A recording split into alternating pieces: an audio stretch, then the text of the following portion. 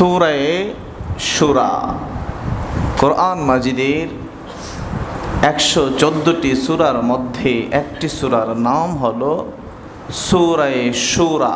শূরা, এই শূরা শব্দের অর্থ হলো পরামর্শ। এই সূরা শূরার 23 নম্বর আয়াত আমি আপনাদের সামনে তেলাওয়াত করেছি। এই 23 নম্বর আয়াতে আমার আল্লাহ, আপনার আল্লাহ, আমাদের রব যিনি, তিনি তার হাবিবকে বললেন, হাবিব, পৃথিবীর বাসীর কাছে আপনি একটা কিছু চান। হাবিব, আপনি পৃথিবীবাসীর কাছে, আপনার উম্মতের কাছে, যাদের কাছে আমি আপনাকে পাঠিয়েছি, তাদের কাছে আপনি একটা কিছু চান।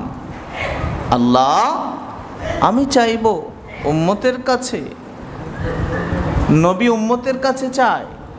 আল্লাহ, আমি তো আপনার হাবিব, যে হাবিবকে তিনি ডেকে নিয়ে, দাওয়াত দিয়ে, ভালোবেসে, পালকি পাঠিয়ে, বরের মতো করে সাজিয়ে মারহাবা মারহাবা রব তুলে আকাশ বাতাস জমিন সব কিছু সুসজ্জিত করে জিব্রাইল পাঠিয়ে, মিকাইল পাঠিয়ে, যে হাবিবকে দোলার মতো সাজিয়ে আমার আল্লাহর কাছে দাওয়াত দিয়ে নিয়ে যায়।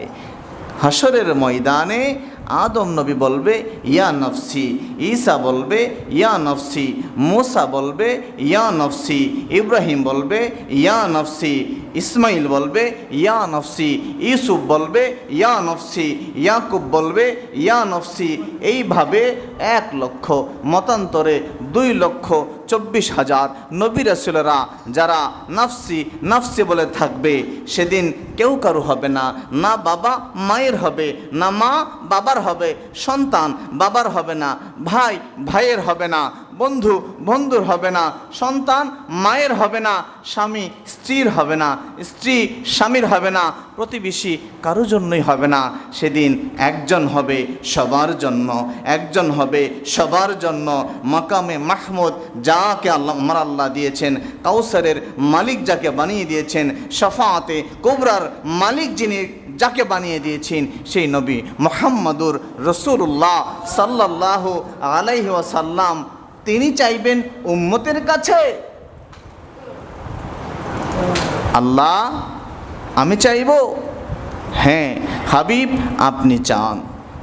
তো উনি কি চাইলেন, আল্লাহ তাকে কি শিক্ষা দিলেন, কি চাইতে বললেন, এই বিষয়টা একটু আলোচনা করার